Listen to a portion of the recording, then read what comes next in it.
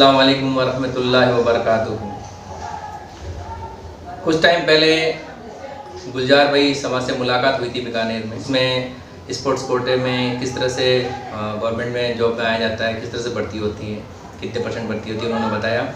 उसमें किसी ने हमसे सवाल किया कि किसी ऐसे बंदे से आपकी बात करवाएं जो वाकई में स्पोर्ट्स कोटे से गवर्नमेंट जॉब में आए हैं। हमारी मुलाकात मोहसिन इकबाल साहब से हुई जो जोधपुर से हैं और माशाल्लाह स्पोर्ट्स कोटे से ही इनका सिलेक्शन हुआ है। तो हम इनसे जानेंगे कि भाई किस तरह से इनका सिलेक्शन हुआ, कौन से इन्होंने गेम्स खेले, किस स्तर के इन्होंने गेम्स खेल के और गवर्नमेंट जॉब हासिल की। तो आइए इनसे मिलिए, इनसे जानिए। मोहसिन इकबाल साहब। मैं मोहसिन इकबाल सन 2013 में गवर्नमेंट सर्विस में लगा हूँ। महात्मा गांधी नरेगा स्कीम के तहत 2013 के अंदर एक वैकेंसी आई थी, सीधी भर्ती थी, उसमें कोई एग्ज़ाम नहीं था।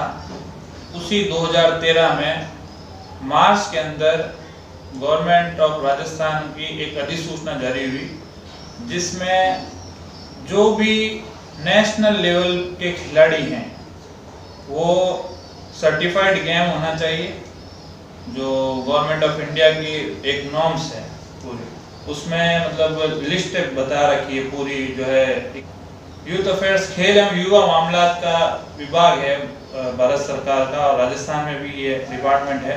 उससे वो एसोसिएशन, जैसे आपने कोई क्रिकेट में टूर्नामेंट खेला है, फुटबॉल भी गेम खेला है, लेकिन वो गेम उस एसोसिएशन से एफिलिएटेड होना चाहिए।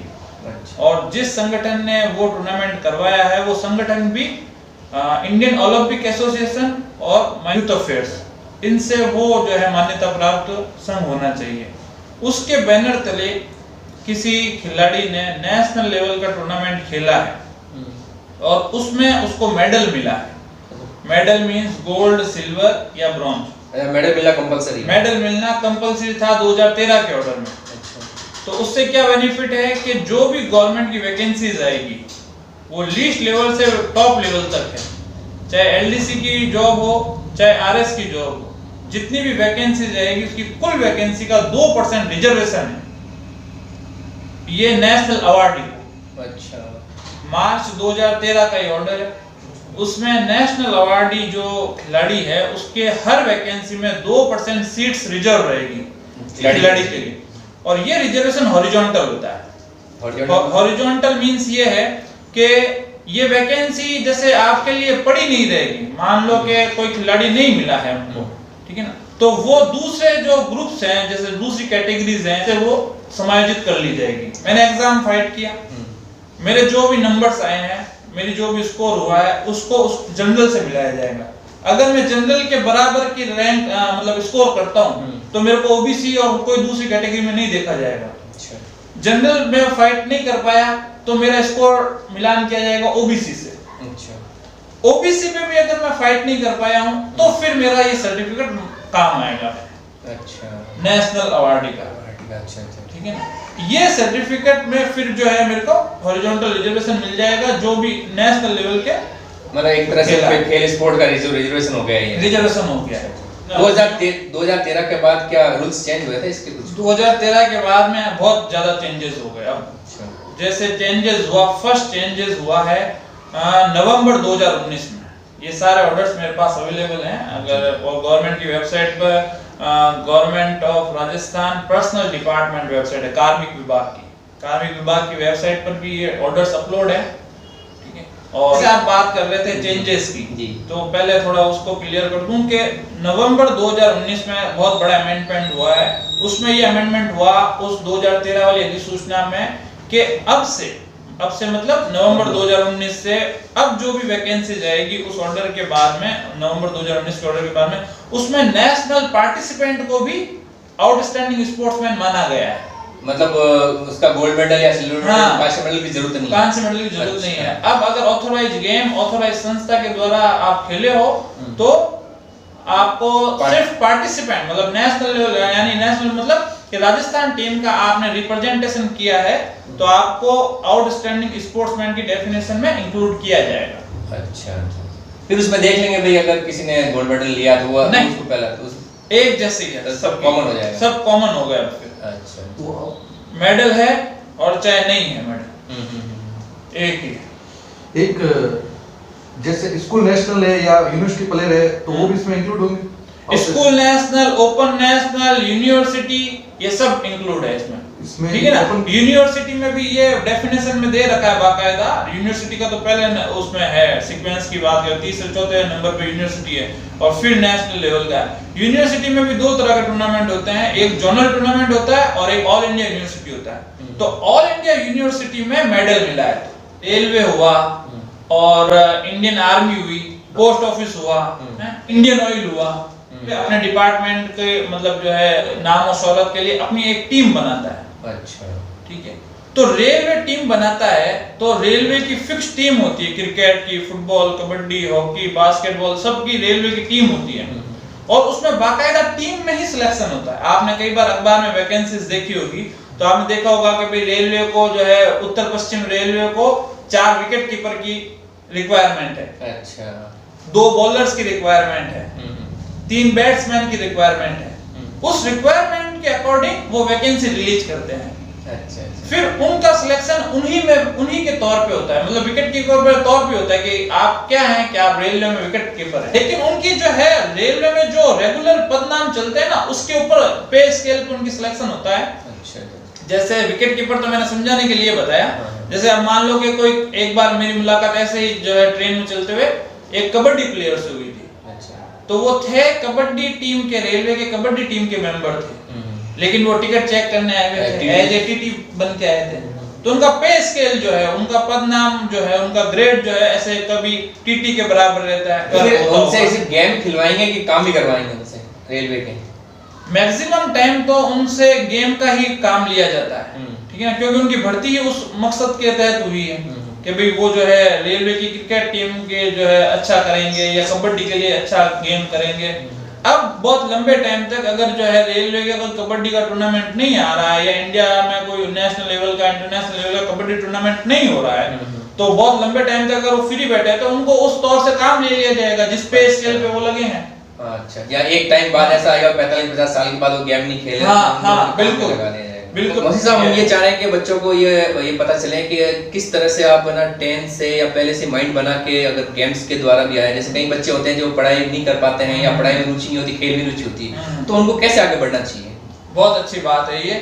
जैसे मैं पर्टिकुलर मेरा बताऊं ना, तो जो है कि कभी सोचा नहीं था कि गेम एज जो है करियर काम में आ जाएगा, खेल बराए मास जिसको कहते हैं, ठीक है ना, वो हो जाएगा, ऐसा कभी जो है सोचा नहीं था।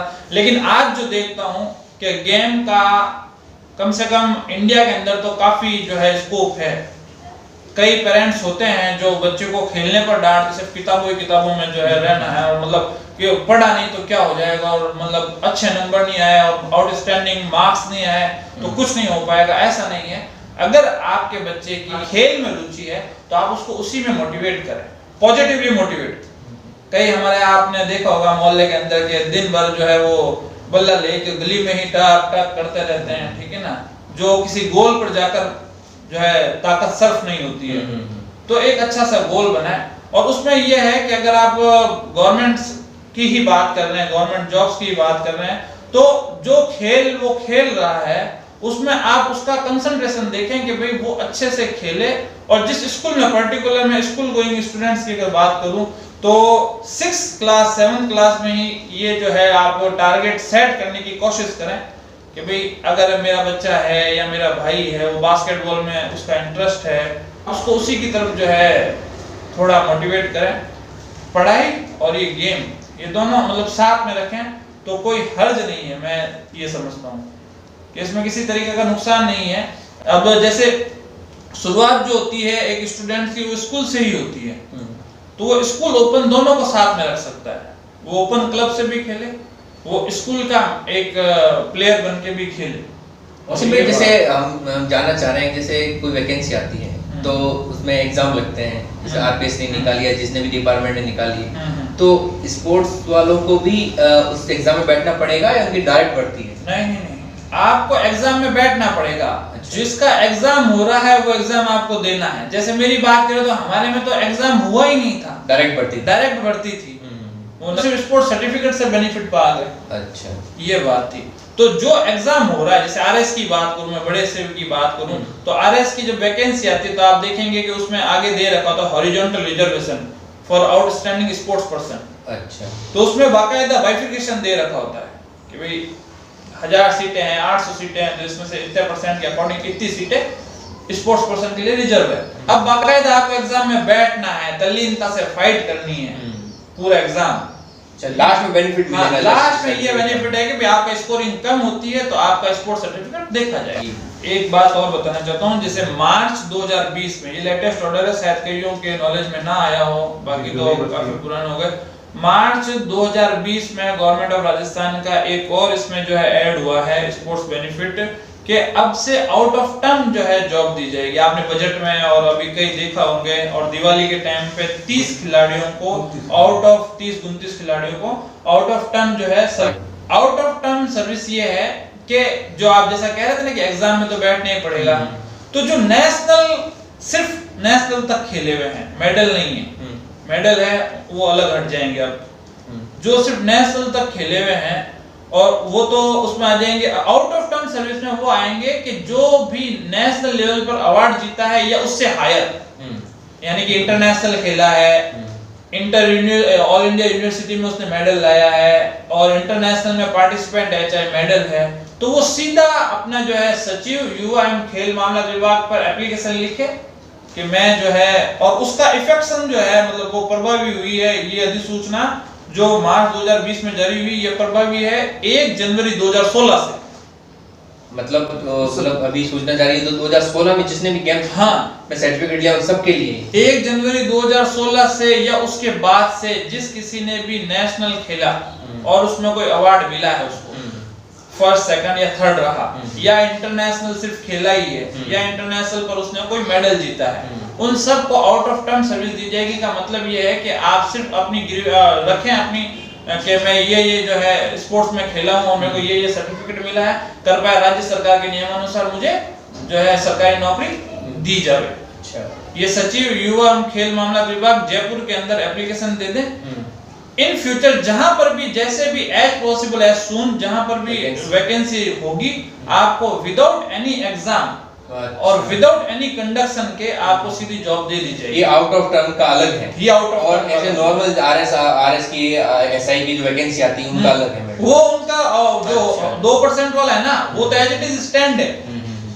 आउट ऑफ टर्म सर्विसेज में और ज्यादा जुड़ गया कि आपको ऐसे ही विदाउट एग्जाम, जैसे मैंने आपने पूछा था ना कि भाई आपको एग्जाम तो देना पड़ेगा, तो 2% रिजर्वेशन का जो मामला है उसमें तो आपको एग्जाम देना है।